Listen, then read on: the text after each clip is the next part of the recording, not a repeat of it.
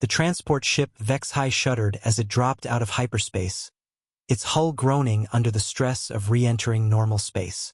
In the cargo bay, Dr. Elena Vasquez pressed herself against the cold metal wall of her containment cell, watching the alien guards through the energy barrier that served as her prison door.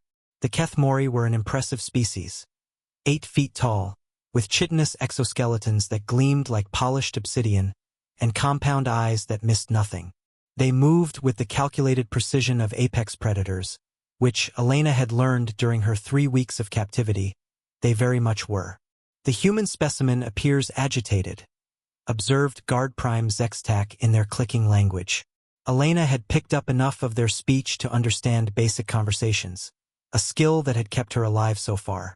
All prey species display anxiety when removed from their natural habitat, replied his subordinate, a younger Keth'mori named Vor'thak. The Zoological Council will be pleased with this acquisition. A sentient prey species is extremely rare. Elena bit back the urge to correct them. Humans weren't prey species, but she'd learned that arguing the point only resulted in painful neural shock treatments. Better to let them believe what they wanted for now.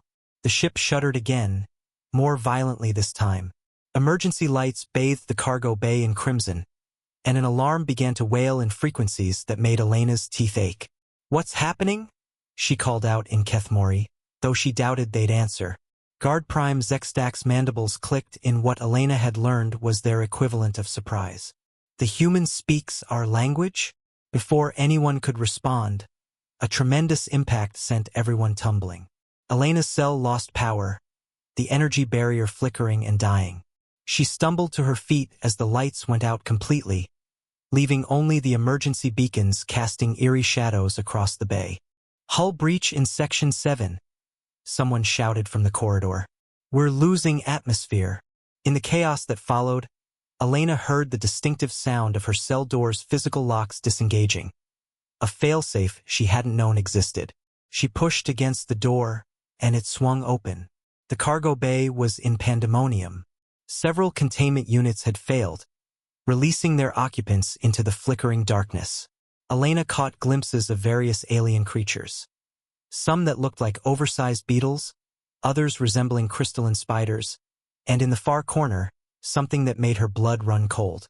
The Keth'mori called it a Vor'thak, a species they considered so dangerous that even they, apex predators themselves, gave it a wide berth. It stood nearly 10 feet tall, with a body like a cross between a bear and a mantis. Its forearms ended in claws that could punch through steel, and its elongated skull housed a brain that, according to the files Elena had secretly accessed, was capable of problem-solving that rivaled the Keth'mori themselves. The Vor'thak had been sedated for transport, but the crash had damaged its containment unit. Elena watched in horror as the creature's eyes, 6 of them, arranged in 2 rows, began to glow with returning consciousness. Guard Prime Vor'thak noticed the same thing. "Contain the Vor'thak," he commanded. But his voice carried a note of panic Elena had never heard from the usually confident predators. The younger guards scrambled for their weapons, but another impact sent the ship spinning. Elena was thrown against a bulkhead, her vision blurring as her head struck metal. When her sight cleared, she found herself face to face with the Vor'thak. The creature had fully awakened and was studying her with an intelligence that was unmistakably sentient. Its breathing was slow and controlled, not the rapid panting of a confused animal. Elena forced herself to remain still, remembering every nature documentary she'd ever watched about avoiding sudden movements around dangerous predators. "Easy," she whispered, not sure if the creature could understand her words, but hoping her tone would convey non-aggression. "I'm not going to hurt you." The Vor'thak tilted its massive head, and Elena caught something unexpected in its alien features. Curiosity rather than hunger. Behind them, she could hear the Keth'mori regrouping, their weapons charging with a distinctive whine. In moments, they would attempt to subdue or kill the Vor'thak, and Elena suspected she would be caught in the crossfire.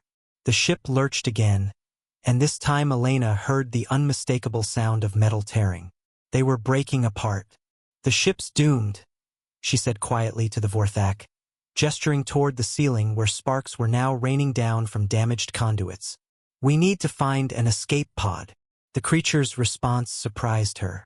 It extended one of its massive claws, not in a threatening gesture, but palm up, as if offering assistance. Elena stared at the offered hand for a moment that felt like an eternity. Every instinct screamed at her to run, but logic told her that alone, she had no chance of surviving whatever was happening to the ship. With the Vor'thak, she might at least have a chance. She reached out and grasped the creature's claw. The Vor'thak's claw was surprisingly warm and covered in what felt like a fine layer of fur beneath the harder outer scales. Its grip was gentle but firm as it helped Elena to her feet, clearly aware of the difference in their strength. "The escape pods are 2 levels up," Elena said, pointing toward the corridor. She had memorized the ship's layout during her captivity, always looking for a way out. "But the Keth'mori will try to stop us." The Vor'thak made a sound that was part growl, part harmonic hum. Elena couldn't tell if it understood her words, but when she started moving toward the exit, it followed, moving with surprising grace for something so large. They hadn't made it 10 meters before Guard Prime Zextak and 3 subordinates appeared at the corridor entrance, plasma rifles trained on them. "Halt!" Zextak commanded. "Step away from the Vor'thak, human. It will kill you." Elena found herself doing something she never thought she would. She stepped protectively in front of the massive predator. "It hasn't hurt me. We're just trying to get to the escape pods." "Impossible," clicked Veloth. "Vor'thak are killing machines. They show no mercy, form no alliances. It's using you as a shield." As if to contradict the young guard's words, the Vor'thak gently moved Elena aside and stepped forward. Instead of attacking, however, it began to make a series of complex sounds. Clicks, hums, and what almost sounded like words. Elena realized with growing amazement that the creature was trying to communicate. Zextak's compound eyes widened. "It's speaking." "The translation matrix," Elena said urgently. "The ship's AI can translate between species. If we can access a terminal." Another violent shudder cut her off, and the lights went out completely. Emergency power kicked in a moment later, but the damage was done. They could all hear the groaning of metal under stress. The ship was coming apart. "There's no time," Zextak said, his predatory pride warring with practicality. "The escape pods can only hold 6 beings each. There are 17 crew members aboard." Elena did quick mental math. With the pod's capacity and the number of survivors, some wouldn't make it. The Keth'mori would save their own first, leaving her and the Vor'thak to die with the ship. The Vor'thak must have reached the same conclusion. It moved to a nearby access panel and, with surprising delicacy, began manipulating the controls. Sparks flew as it bypassed the security systems, and a moment later, a holographic display appeared showing the ship's current status. Elena gasped. The damage was worse than she'd thought. The ship had collided with some kind of space debris, tearing massive holes in the hull. At their current rate of decompression, they had maybe 20 minutes before life support failed completely. But the Vor'thak wasn't looking at the damage report. Instead, it was studying the ship's schematics, its 6 eyes tracking patterns Elena couldn't follow. After a moment, it turned to the group and made more of those complex sounds. "I wish we could understand what it's trying to tell us," Elena muttered. As if responding to her frustration, the ship's damaged AI system crackled to life.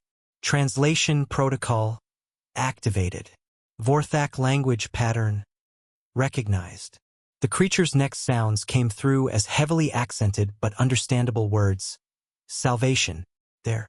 Maintenance Bay 7. Repair possible." Zextak's mandibles clicked rapidly, the Keth'mori equivalent of shocked laughter. "You're saying you can repair the ship?" "Not repair. Stabilize. Long enough for proper evacuation." The Vor'thak's translated voice was deep and resonant, with an unexpected note of what Elena could only describe as compassion. "But need help. Human has small hands for delicate work." Elena stared at the creature. It was offering to save everyone aboard, including the guards who had kept them both prisoner. "Why?" she asked. "Why help them?"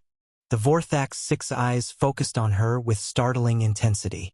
"Because," it said simply, "is right thing to do." Guard Prime Zextak was clearly struggling with this turn of events. Everything he knew about Vor'thak suggested they were mindless killing machines. Yet here was one not only speaking but offering to save their lives. Another impact decision for him. Sparks rained down from above as more systems failed. "Show us," Zextak said finally. "But if this is some kind of trap, then we all die anyway," Elena finished. "Lead the way," she said to the Vor'thak. As they moved through the damaged corridors, Elena found herself running alongside a creature that, just minutes ago, she would have considered the most dangerous thing on the ship. Now, she was beginning to suspect that the most dangerous things aboard were the assumptions everyone had made about each other. Maintenance Bay 7 was a disaster. The collision had buckled the outer bulkhead, and atmosphere was whistling out through a dozen small breaches. Coolant leaked from ruptured lines, creating a toxic fog that made breathing difficult even for the Keth'mori. The Vor'thak surveyed the damage with professional assessment, its 6 eyes independently tracking different problems. "Life support junction there," it said, pointing to a panel near the ceiling. "Pressure regulator damaged. Human can reach, yes." Elena looked up at the panel, which was accessible only through a narrow maintenance shaft. Her captors would never fit, but she could barely squeeze through. "What do I need to do?" "Reroute power. Bypass damaged regulators. I will guide." As Elena climbed into the cramped shaft, she couldn't help but wonder about the creature below. The Keth'mori had described Vor'thak as savage beasts, but this one displayed technical knowledge that rivaled their own engineers. "How do you know about ship systems?" she called down as she worked on the connections the Vor'thak described. Vor'thak were engineers. Before the Keth'mori decided we were monsters. The words hung heavy in the recycled air. Elena paused in her work, processing the implication. "You're not predators? We are what you made us become." The translation system couldn't quite capture the emotion in the creature's voice, but Elena heard something like profound sadness. "My people built great cities. We studied the stars. We wrote poetry." Guard Prime Zextak shifted uncomfortably. "Vor'thak records show only violence and destruction." "Yes," the Vor'thak replied. "After your people decided we were too dangerous to live free. After you destroyed our cities and scattered our families. Some of us became the monsters you said we were. But not all." Elena completed the rerouting and felt a surge of satisfaction as the life support system stabilized.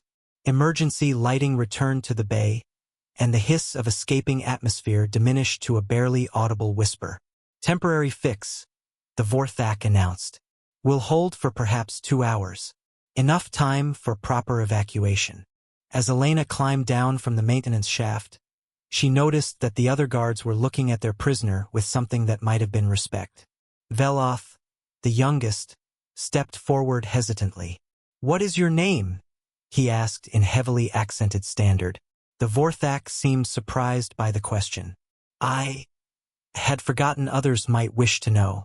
I am Korrin'dal, of the 3rd engineering caste of the city that was once called Velthera." "Korrin'dal," Elena repeated, testing the name.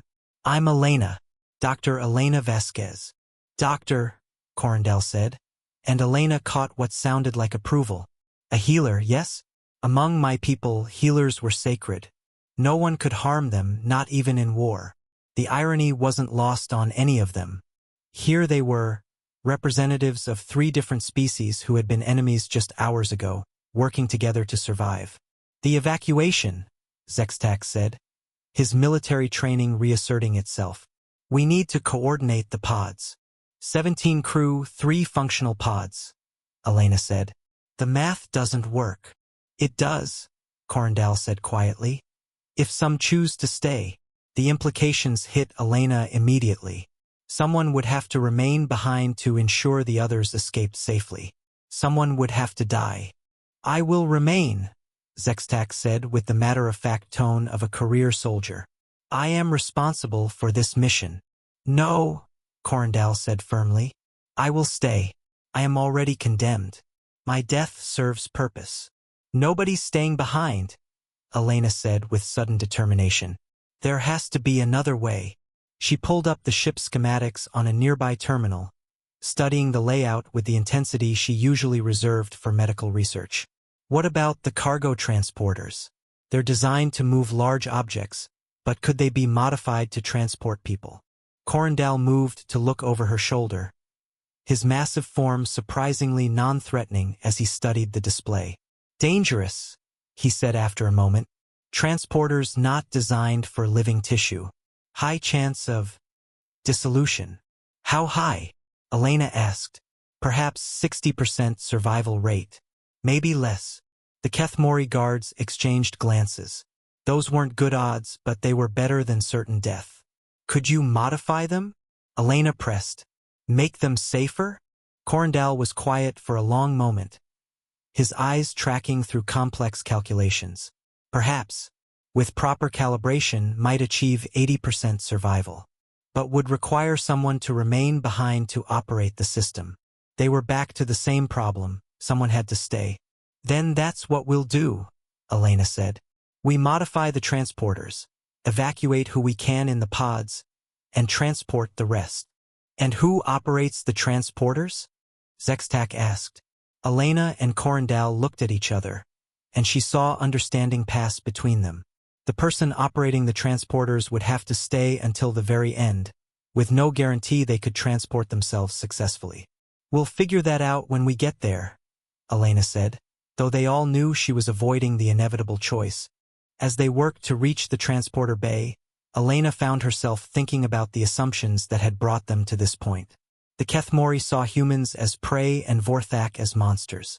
But in the face of real danger, those categories seemed increasingly meaningless. The truth was simpler and more complex than any of their species had imagined. They were all just people trying to survive. The transporter bay was a maze of crystalline technology and flowing energy conduits. Korrin'dal moved through it like a maestro conducting an orchestra, his four arms working independently to recalibrate systems, while Elena followed his instructions to fine-tune the more delicate components. Increase the confinement beam intensity by 12%, Korrin'dal instructed as he rerouted power from non-essential systems. The human nervous system is more fragile than Keth'mori exoskeleton. Elena marveled at the creature's knowledge. He understood not just the technology, but the biological differences between species well enough to optimize for each. How do you know so much about human physiology? My people were scholars before we became this. Korrin'dal's translated voice carried a weight of loss. I studied xenobiology. Your species fascinated us, so physically weak, yet you build ships that cross galaxies. So short-lived, yet you dream of immortality. Working alongside him, Elena began to understand why the Keth'mori had feared the Vor'thak. It wasn't their physical prowess that made them dangerous, it was their intelligence. A species of warrior engineers with the curiosity of scientists and the tactical minds of generals. The first transport is ready, Korrin'dal announced. But I must warn you, I have only theoretical knowledge of human neural patterns. The margin for error remains significant. 3 of the younger Keth'mori guards volunteered to go first, their natural courage overcoming their fear of the experimental technology. Elena held her breath as they materialized on the waiting rescue ship that had responded to their distress beacon.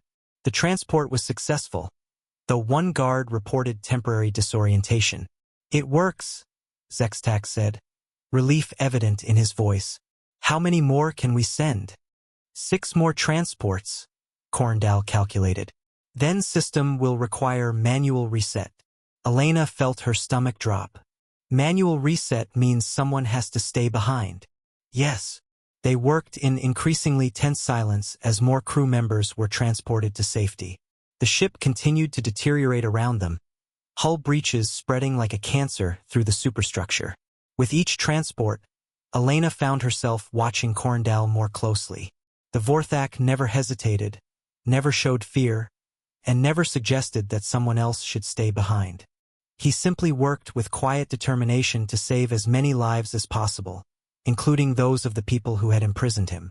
When only Elena, Vor'thak, and Korrin'dal remained, the truth of their situation became unavoidable. 2 transports left, Korrin'dal said. Emergency power failing. Perhaps enough energy for manual reset, perhaps not. Zextak straightened to his full height. I will stay. As Guard Prime, the responsibility is mine. No, Elena said firmly. You have a family. I saw the images in your personal files. The Keth'mori's compound eyes focused on her in surprise. How did you? I'm good with computers. The point is, you have 3 hatchlings and a mate. I'm alone. As am I, Korrin'dal said quietly. My family died when Vor'thak fell. I have no one waiting for my return. Elena felt tears welling up. Not for herself, but for the profound loneliness in the creature's voice. That's not true, she said. You have us. You have the people you're saving. Korrin'dal's 6 eyes blinked in sequence. An expression Elena was learning indicated surprise. You consider me people? Of course I do. You think, you feel, you create. You're more human than some humans I've known. The ship groaned ominously around them, reminding them that philosophical discussions were a luxury they couldn't afford. The decision is made, Korrin'dal said with finality. You will both take the last transports. I will attempt the manual reset and transport myself, but if it fails, he gestured with one massive shoulder in what Elena was learning was a Vor'thak shrug.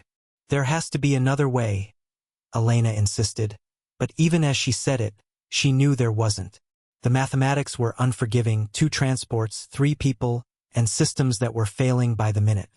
Zextak moved toward the transport pad. The human is correct. There must be another solution. He paused, his predator's mind working through possibilities. What if we don't transport all at once? What if someone transports, helps reset the system from the other side, then we transport the operator? Korrin'dal considered this. Possible, but would require precise timing.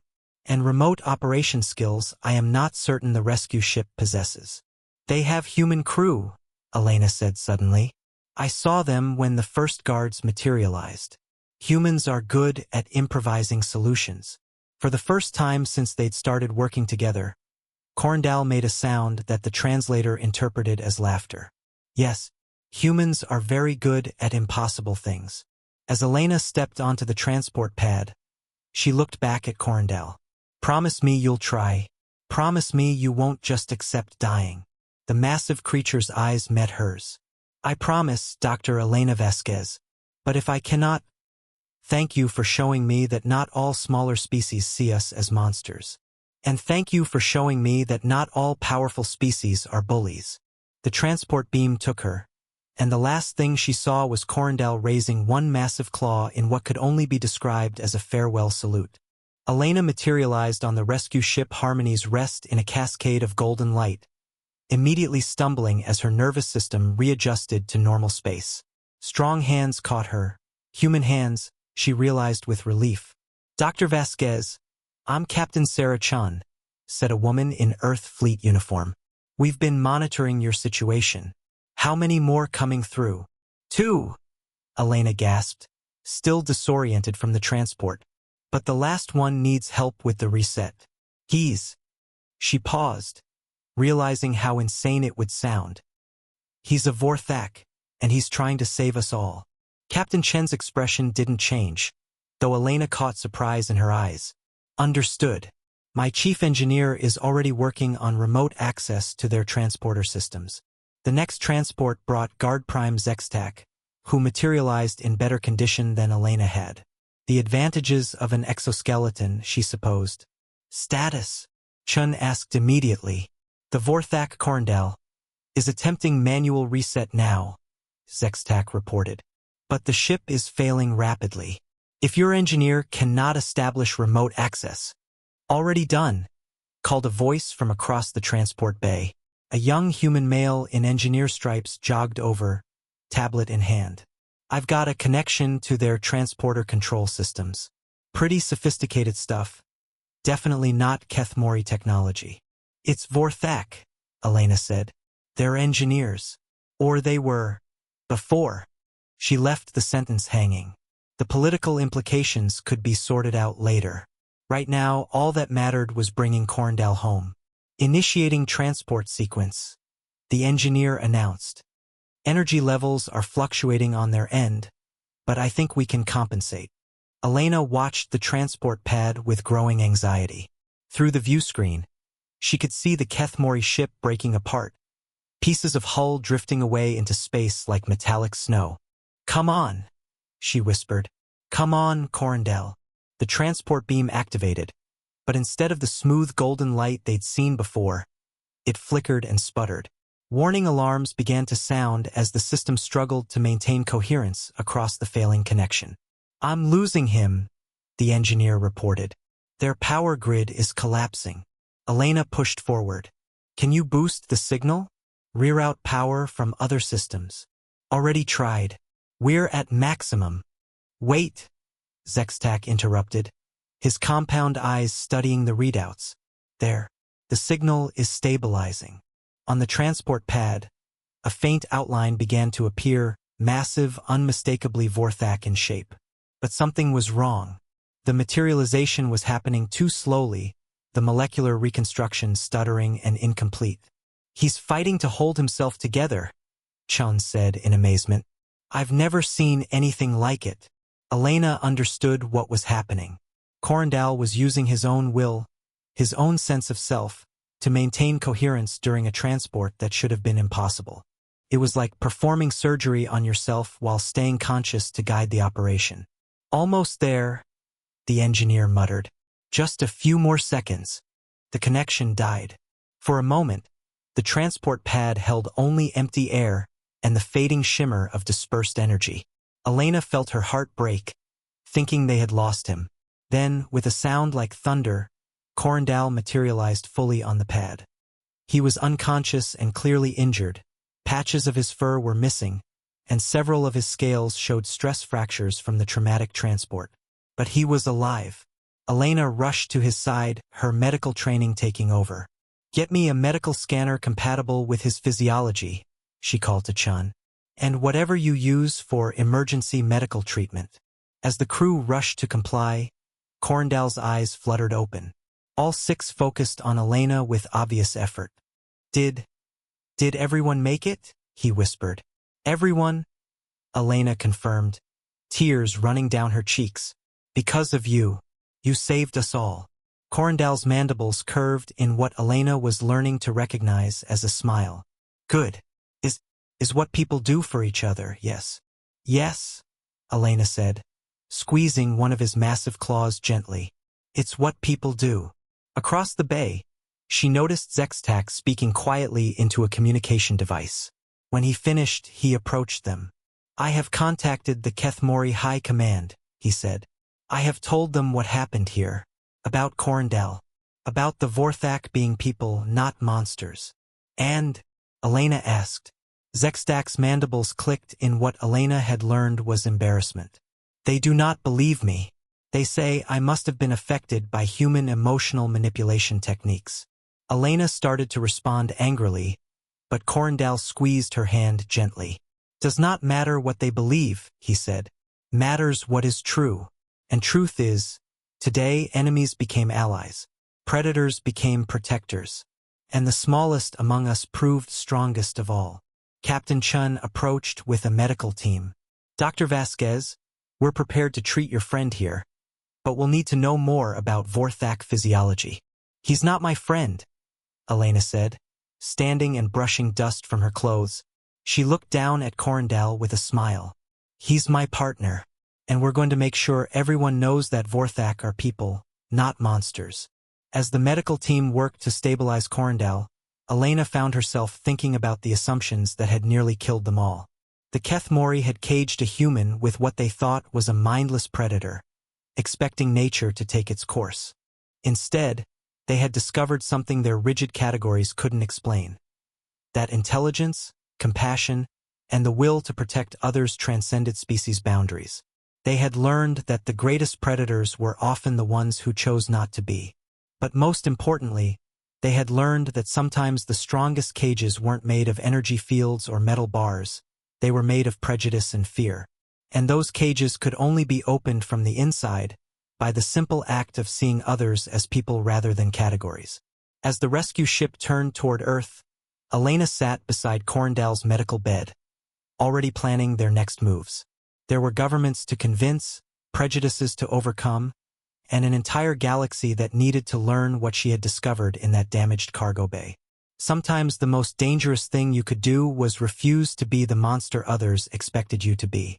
And sometimes the most human thing you could do was help someone else discover their own humanity. The stars wheeled slowly past the view screen as three species began the long journey toward understanding each other.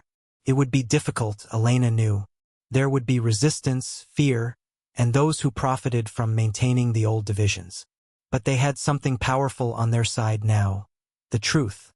And the truth, Elena had learned, was that in the end, all sentient beings were just people trying to find their way home.